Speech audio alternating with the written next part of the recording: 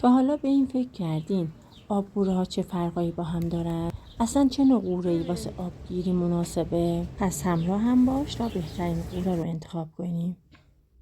موقع خرید قوره واسه آبگوره گیری حتما چند تا نکته رو در نظر بگیرین. این قوره هایی رو که نشون میدم بی کیفیت ترین نوع قوره هستن. بزرگ، دونه درشت.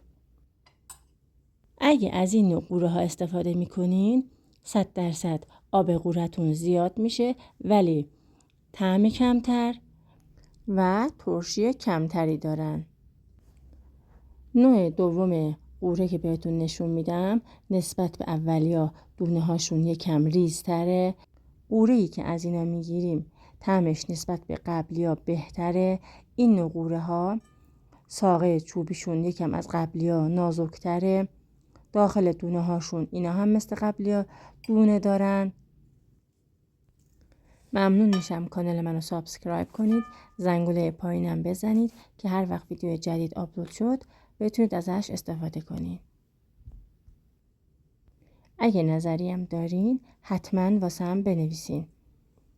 برام بنویسین که شما توی چه غذاهایی از آبگوره استفاده میکنین.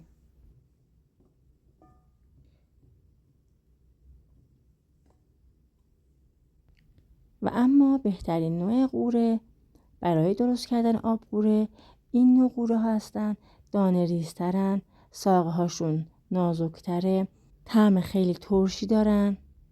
میزان آبی که از این قوره ها به دست میاد نسبت به دو نوع اولی کمتره ولی طعمش خیلی بهتر و با کیفیت تره. این دونه ها معمولاً بدون هسته هستن.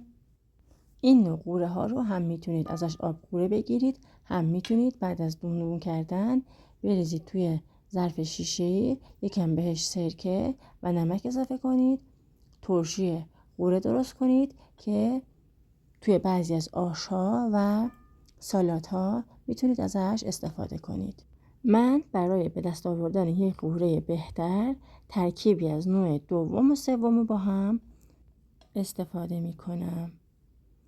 برای این کار اولش دونه ها رو از ساقه هاش جدا میکنم.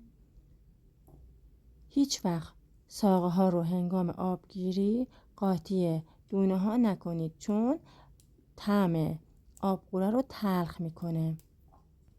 آبگوره به دلیل داشتن مواد معدنی و ویتامین هایی که داره توی پاکسازی بدن، سمزدایی کبد خیلی مفیده. توی هضم غذا به دستگاه گوارش کمک میکنه. معمولا کسایی که بعد از خوردن غذا احساس سنگینی میکنن مصرف آبگوره بهشون توصیه میشه. بعد از پاک کردن قوره ها اونا رو به طور تمیز و مرتب شستم. اگه مقدار قوره هاتون زیاده بهتره ببرید توی بیرون با دستگاه هایی که آبگیری میکنن قوره هاتون رو آبگیری کنید.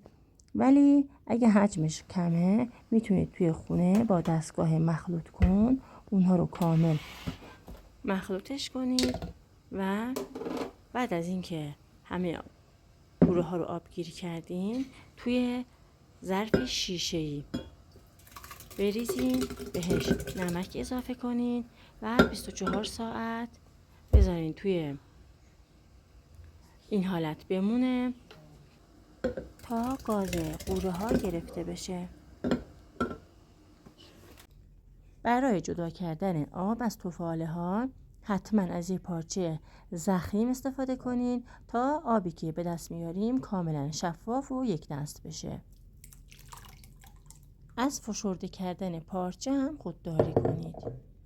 ما معمولا از آبگوره توی آش آبگوره و سالادها مخصوصا سالاد شیرازی توی خورشت هویج و سوپ استفاده میکنیم.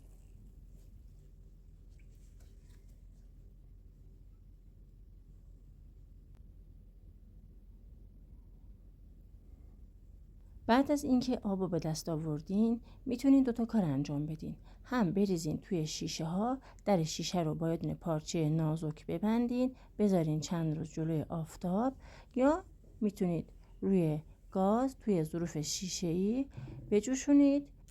معمولاً بعد از اینکه آبگوره آماده شد رنگ اون از زردی به قرمزی میزنه.